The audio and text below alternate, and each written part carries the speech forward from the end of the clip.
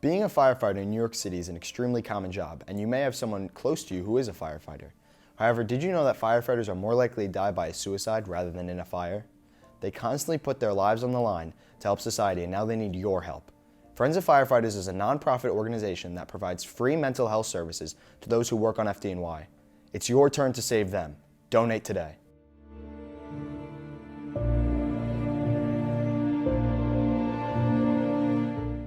All right, here we are. Welcome. Good morning. Welcome to the kitchen table.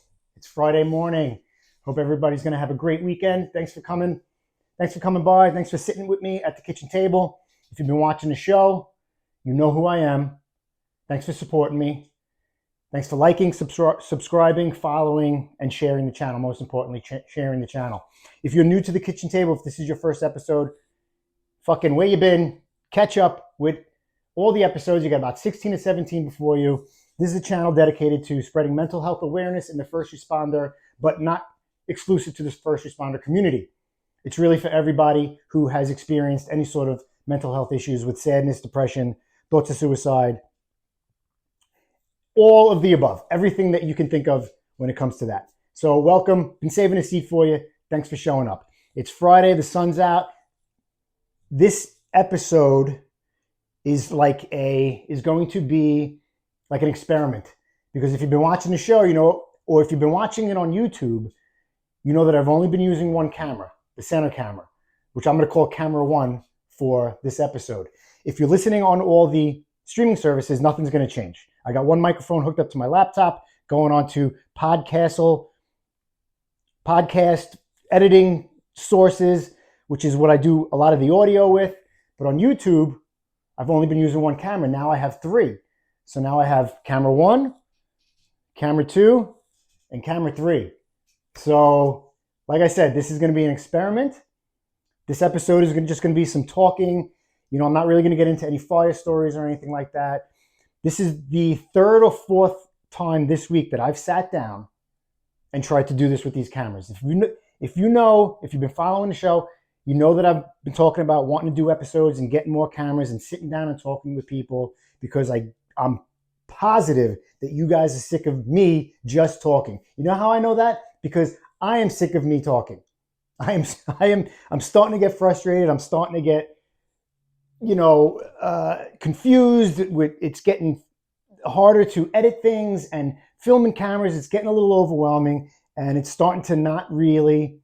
This week, really, I thought it would be fun because I was off all week this week. I thought I'd have all sorts of time, but it turns out this is taking up so much of my time, and it's getting harder. I'm taking away time from my family. I'm taking away time from other things. So I'm trying to get all this stuff down. Yesterday, so my setup is I got three iPhone 14 Pros, 1, 2, and 3. I got a laptop, a MacBook Pro, and yesterday I had an iPad.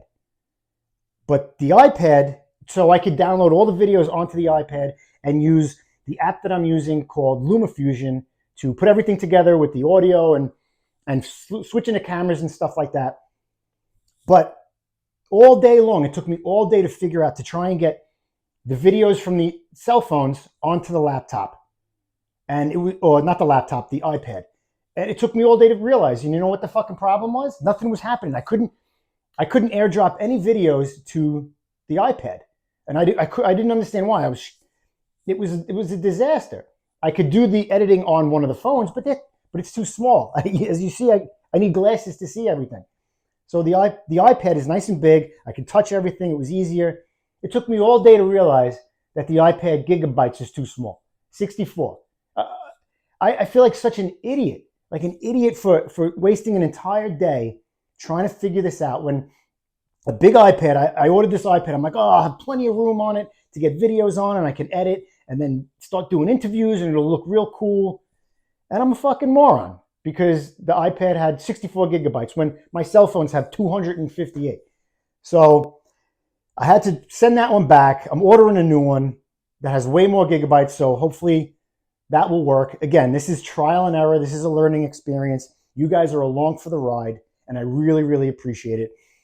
If I haven't said so already, please like the channel, subscribe, follow. Give me 5 stars on Apple or Spotify. But most importantly, share it. Let's share the message. Let's establish a fucking family. Let's get together and spread the message of mental health awareness and try and help some people out. One of my biggest problems and weaknesses as a human, as a man, is my impatience. I am very, very impatient when it comes to stuff like this. When I have a dream or a vision, I want to get it done. I want it done perfect. I want it done right, and I want it done fast. That's my problem, is I have such a hard time learning and growing because I want to put out good content. I want to level up on this podcast. I want to level up in life constantly. For so long, I have been, you guys know that for how I deal with like depression and stuff like that, I have a daily process. I get up early. I have, my disciplines, just being disciplined, and everything that I do helps me every single day. One of my daily process is positive self-talk and putting good vibes and positive vibes and good juju out into the universe, because I believe when you put positive stuff out in the universe, it rewards you. So aside from just trying to be a good person and doing the right thing and just being a normal guy and trying to spread a message, I've been trying to put out, well, my whole life, not my whole life, for a very, very long time, before I go to bed at night, I say to myself, I am going to be successful. I don't know how or when or how long it's going to take, but I just know I had a dream, I had a vision that I was going to be successful. That something that I said is going to help people. Something that I do will have an impact on people, a lot of people, and not just, a couple thousand on YouTube or Spotify or Amazon or Apple. But I've talked myself into this all the time. It's going to work. I'm going to make it. I'm going to level up. My whole life, I've tried to level up. I've always had these big dreams. When I was a kid, I was like, all right, I'm going to go into the service. And then from the service, I'm going to go be a cop. And then from being a cop, I'm going to be a fireman. And then now that I'm done with being a fireman, I'm going to level up to something else. I'm going to try and keep educating myself, keep advancing in life, and keep moving forward. It's good for my brain. It's good for my heart. It's good for my mind. It's good for everything for me. But my problem is, like I said, I'm impatient. I want the world and I want it now, just like the fucking Doors said.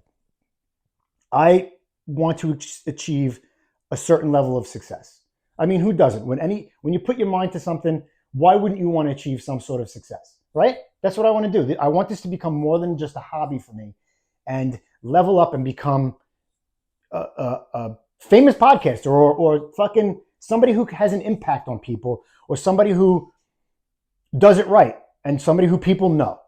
And I can achieve those successes by working hard and just keep pushing forward and keep learning. But I'm not going to lie, it's been getting frustrating. I've been getting a little overwhelmed with this stuff. I got these cameras set up, and like I said, this is the third or fourth time that I've tried this week, just with the 3 cameras, to get it onto the app and edit it and put the fucking videos together. So I'm trying it again. I'm not quitting.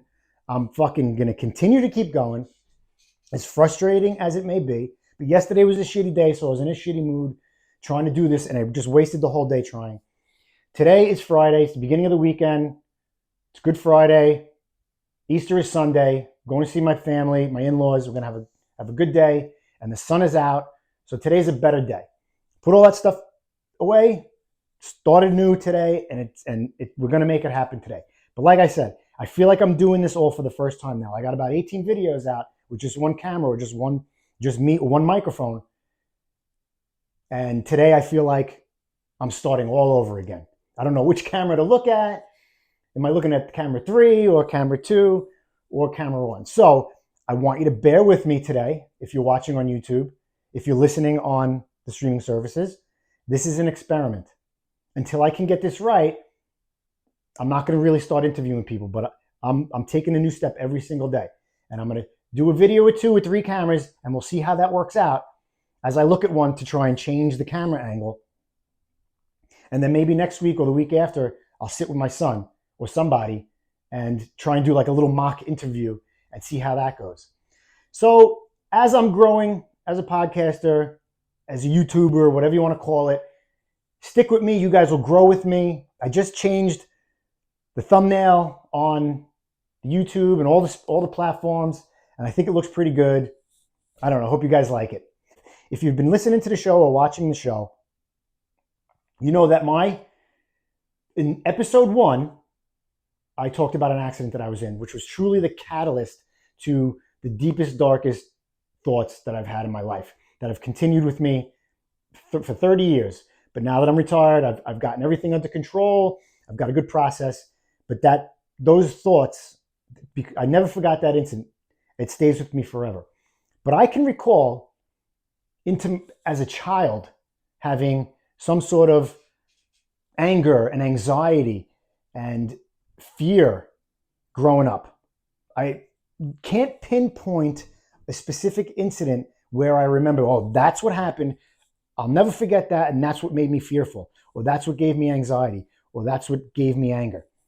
I feel like I've just always had it, and I don't know why. I've always had anger. Anger has always kind of been my worst one. Why I don't know. I remember being such a little kid, 7 years old maybe, and we had a heavy bag in my basement back in Brooklyn. And I'm going to tell you where I grew up and stuff like that. It's going to be a little bit of a history lesson for Kenny D. We had a heavy bag in the basement, and I was like 6 or 7 years old, maybe 8, and I was taking a broomstick and I was just hitting that heavy bag as fucking hard as I could with a broomstick, and it was just whacking, whack, whack, whack, whack. And my father would scream at me, what the fuck are you doing? Get upstairs, stop. So then I'd go up to my room and I'd hit the mattress, thinking that it was any better. And I don't know where I got that anger from. I have no idea. Anyway, quick history lesson about me. I'm 50 years old right now. Born and raised Park Slope, Windsor Terrace, Brooklyn, New York. All my friends out there, anybody who listens to me, shout out to Park Slope, Windsor Terrace. Thanks for watching the show, you guys. I really appreciate it. But I was born on 12th Street and 8th Avenue. Not actually on 12th Street and 8th Avenue, but I was born in the hospital, not too far away from there. But my first house it wasn't a house, it was an apartment. It was like a 2-bedroom apartment on 12th Street and 8th Avenue. I'm the youngest of 5. I got 2 older brothers and 2 older sisters. My next oldest sibling is my brother, and he's 5 years older than me. So just think, a 2-bedroom apartment on 8th Avenue and 12th Street with 5 kids and a mother and a father. And I'm not sure if my grandmother was living with me at that time, but so that was 7, 8 of us in a fucking 2-bedroom apartment. And then we moved to 8th Avenue and 16th Street. And my father bought a house for like 30 grand back in 1976 or some shit like that. Park Slope, Windsor Terrace was a middle-class neighborhood. Everybody was a cop, a fireman, sanitation, corrections, parks department. Everybody worked for the city in that neighborhood. It seemed like all my friends' fathers all worked for like the city. Everybody had a city job with a pension, and everybody preached, get a city job because you get benefits, you get a pension, you get a steady paycheck, and you work for the city. Like it's great. But it was a middle-class neighborhood. We were probably lower middle class. Money was whatever. Nobody had money back then. I didn't think we were poor, but because I always had clothes on my back. I always had food on the table, and I always had a roof over my head. So I never thought that we were poor, but we were probably more lower middle class than anything. But I didn't realize how little money we had until a couple of years ago at Thanksgiving. Both my parents are gone. They're passed away. But I was having Thanksgiving at my sister's house, and my other sister was there as well. And they were talking about how on Thanksgivings my father would come home with the turkey and food, and he would say, "Hey, I won the raffle again. I won the raffle again at Thanksgiving, the Thanksgiving turkey and stuff." And we'd be like, "Yay, Daddy won the raffle. We got a turkey." Meanwhile, the guys at work were taking up collections and buying him food for Thanksgiving because he had a family of fucking 5 to feed. So I guess we had a lot less money than I thought. Anyway, my upbringing is a pretty good upbringing. I don't come from a broken home. I got four older brothers and sisters, great neighborhood. My father worked like 3 jobs. He worked for the Parks Department. He was a Navy reservist for like 22 years after he did his active time.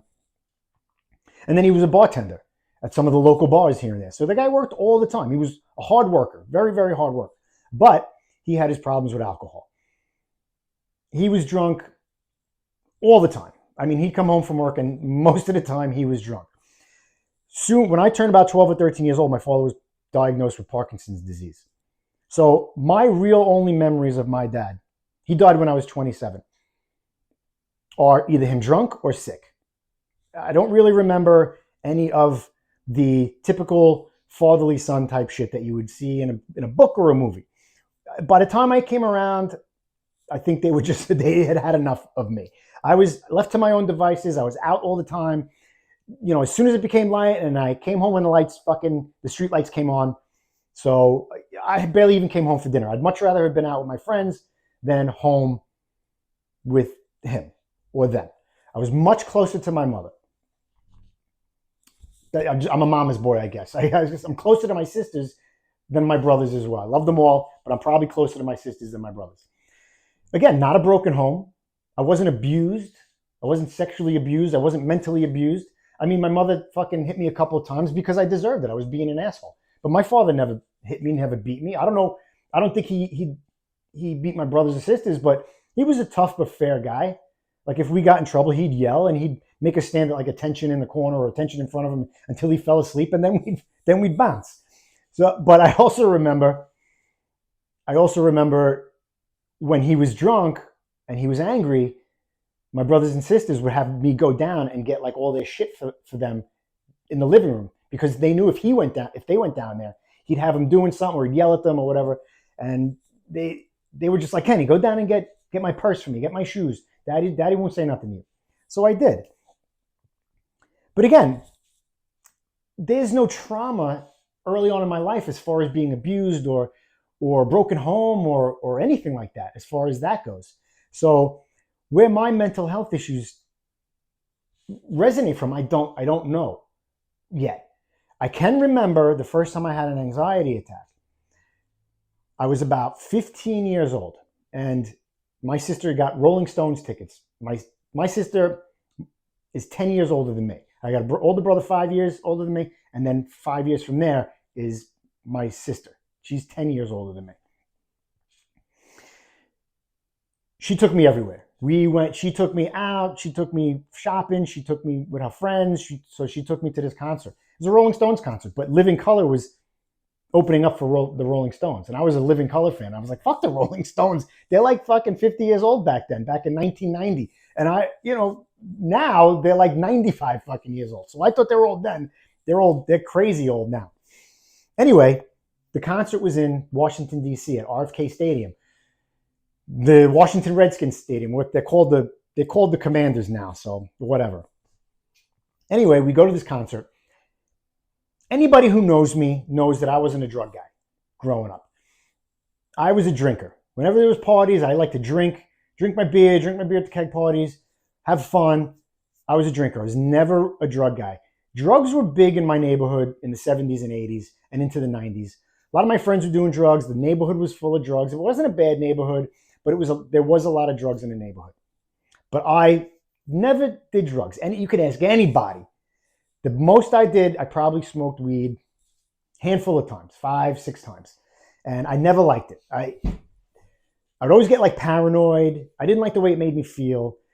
There were a few reasons why I wouldn't do drugs. Number one, I was always afraid that whatever the drug was, whether it was acid, heroin, coke, weed, that whatever that high was going to do something to my brain and make me stay like that forever. I don't know where I got that idea from, but I always felt like if I did acid, I was going to trip the rest of my life, and I would see weird shit and stuff like that for the rest of my life. And I was like, fuck that. I ain't doing drugs, man. That was number one. I had big dreams because I thought that if I did drugs, I wouldn't be able to achieve my dreams. First dream was going into the Navy. Did it. They were like, you do drugs, you can't come in the military. So I was like, I'm not doing fucking drugs because I want to get in the military. I want to become a cop. I want to become a fireman. And then I want to fucking make my mark on the world. And I thought that doing drugs would inhibit all of that stuff. I wouldn't be able to go into the military. I wouldn't be able to become a cop, fireman, get all this experience, and then make my mark on the world. So that was another reason why I didn't do drugs. Anyway, we go to this concert in RFK Stadium. We're sitting up in the nosebleeds. It's my sister, my brother, me, my sister's boyfriend, and a friend of his. And some guy, I'm sitting next to my brother on my right, and some guy comes up to our row, and we're hanging out watching the show, and he sparks up this big fat fucking joint. It was like fucking 4 inches. So he passes it to my brother. My brother takes a little puff, puff, give, passes it to me, and I didn't know the rotation. So my brother said he passed it to me. It was like 4 inches. When he got it back, it was like a fucking roach. So I handed it back to him. And then a few minutes later, all of a sudden, I started feeling it. I started freaking out. The paranoia was coming. I started getting the chills. I was shaking. Everything. How I can describe it is everything was closing in on me from the back of my head, and it would cover my peripheral vision, and then it would cover my eyes, and it was like complete darkness. It was the weirdest thing. I was fucking awful, paranoid. It was the worst. It was worse than any regular weed high or any being drunk I've ever had in my life. So it scared the shit out of me. I was fucking nervous. The rest of the concert, my sister had to pull me out and stand in the hallway and only listen to the concert instead of fucking watching it. I felt so bad. The whole ride home, I was feeling like this. All into the next day until it started easing that this was happening. I finally started calming down. So this lasted probably fucking 16 hours or so. I don't know what the hell it was. At the time, I didn't know what it was. But it would happen to me, that feeling, that same feeling of just feel like I'm going to pass out, that it was coming from behind me, and I'd start tingling in my body, would happen all the time. It would happen in class for no reason whatsoever. It would happen while I'm hanging out with my friends. It would happen while I'm home for no reason. I would just all of a sudden start feeling like that. And it would happen in life, even further, a couple of years. So now I'm thinking, all right, this is going to happen in the military. And it did a few times. And this is going to happen when I'm a cop. What if this happens when I'm dealing with a fucking suspect or a perp or some shit like that? Or is this going to affect me when I'm on the fire department and going into a fire and all of a sudden this fucking panic fucking falls over me? And for so long, I didn't know what it was. But then I realized I was having anxiety attacks. A fucking anxiety attack when I'm 15. I don't know where it stemmed from. Maybe from just worrying that's what was going to happen to me for so long if I did drugs. And sure enough, I thought that was happening to me. Maybe the high was so bad that I thought that I was fucking changing my brain cells forever and I was going to be this way. And it induced anxiety. It induced a panic attack. When I was a kid or when I was younger, I was like, fuck, what the fuck is a fucking panic attack? What is an anxiety attack? Or you're having a mental breakdown. I was like, get the fuck out of here. Get out of here with that shit. That's bullshit. You're full of shit. You can, if you can move your legs and move your arms, you can go to fucking work. Stop it with this panic attack nonsense. That's what I thought. That's how I was taught. Not that I was taught that way, but that's just kind of upbringing that I had. Now I'm like, that shit is real. That anxiety attacks and panic attacks are real. I mean, are there people who play that shit up like nonsense? Yeah, for sure. But I physically felt those attacks coming on, of panic, of not knowing what was going on, like I was going to pass out. And I'd have to like fucking shake myself off and talk myself out of it. It was the weirdest thing. I'd feel it coming. It wouldn't just hit me. I'd feel it coming slowly. And in like a minute, it would fucking, it would devour me. It was like something coming from behind. And it would hit my peripheral and I would start talking myself down. It was the weirdest shit. But it was anxiety. From what I looked and read on, I've never been diagnosed with any of this stuff. It was absolutely 100% anxiety. I've gotten all that under control. It hasn't happened in years and years and years because I do my disciplines every single day. If I let myself go to shit, if I didn't go to the gym or get up early and have my routines, and I just decided to fucking let yesterday and dealing with this shit, these cameras, frustrate me and get angry over it, that shit would come back 100%. There's no doubt in my mind that if I got off my program in quotes, which is not real program. I don't follow anybody's program. I just do my own thing. But if I got off that stuff, if I didn't have the self-talk, if I didn't have the proper nutrition and all that stuff, if I just fucking was a non-present fucking slug, all that shit would still be there. And I had been nothing. and I wouldn't be able to achieve all the things that I've achieved and all the things that I'm going to achieve in life. It sounds crazy that I had that, and now I've talked myself out of it, that I don't have it anymore. But it's true. That shit fucking is true. Those mental health issues, anxiety is a huge one. Fear is a huge one. Anger for me was huge as a kid. But again, there's no incident that I can pinpoint when I was a kid for me remembering that affected me so bad that that's where it stems from. You know, I got a couple incidents that I remember, or that my sisters tell me all the time. I got hit by a car as a little kid. It wasn't a big deal. I was on a little tricycle. I was going down a hill. My sister was watching me, of course. Car turned, got hit, boom, under the car. I didn't think I got hurt too bad. He didn't run me over, but he hit me and I went under. They took me to the hospital. It was fine. My sister took me out in like a fucking tornado once. You know, trees were coming down. The sky was black, fucking heavy winds, shit was falling off buildings. We had to go in the subway system to take refuge. I was crying. I was petrified. But again, it was a storm. Like, that didn't affect me the rest of my life. But it's just something that I remember. There was another time when I was a real little kid. My sister was watching me. She said I must have been like 2 years old. Everything happened to me when I was real young, and my sisters were all involved. Are you guys noticing a trend here? She was playing with me, and she locked me. She zipped up a suitcase, like one of those old school fucking suitcases. I don't know if it was a zipper or if it was like had clasps on it. Like, I fit in it because I'm the runt of the litter. Like, four older brothers and sisters, and I'm the smallest. My oldest brother's the biggest, and we got smaller as my dad squeezed us out. So I'm the runt. Anyway, I was small enough to fit into this fucking suitcase.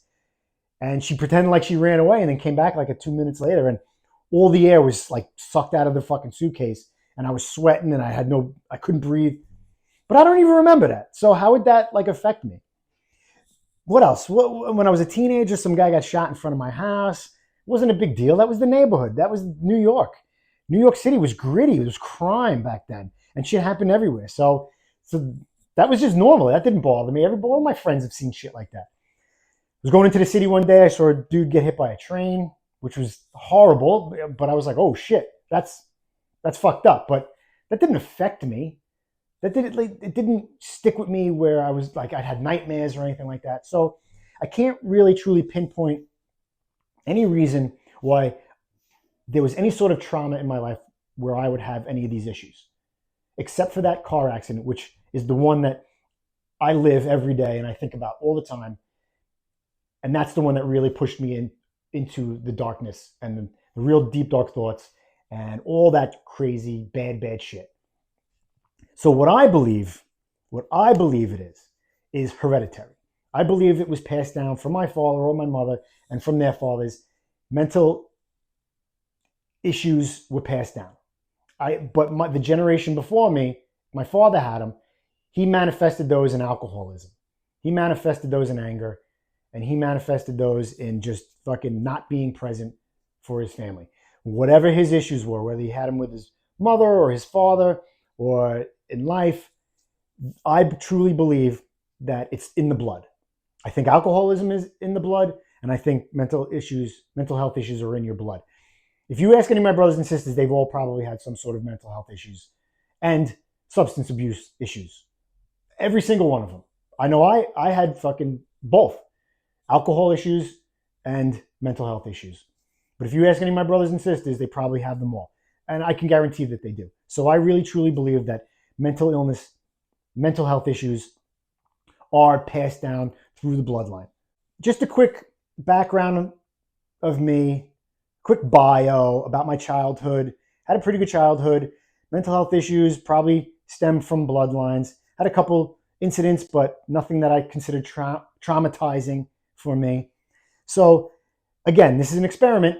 The 3 cameras, camera 1, 2, and 3. So I hope you guys, thanks for growing with the channel. I want to say quickly that check out the bios and check out, please, if you can, donate to friendsoffirefighters.org, tomahawkcharitablesolutions.org, and livelikechris.org. They're all nonprofits. Friends of Firefighters help firefighters with mental health issues. Tomahawk Charitable Solutions helps first responders and military vets in their time of need, their families. 100% of the profits go to those families. And livelikechris.org is for our cousin Chris, who died last year at 27 years old. And that's a foundation for anybody who needs help. So check those out. Thanks so much. Follow me on Instagram. If you're on the streaming services, go over to YouTube and watch my face. If you're on YouTube, you can go over to the podcast on Apple and Amazon and Spotify. That's it. Friday, sun's out, guns out. Remember, it must be true if you heard it at the kitchen table. I'll see you at the big one.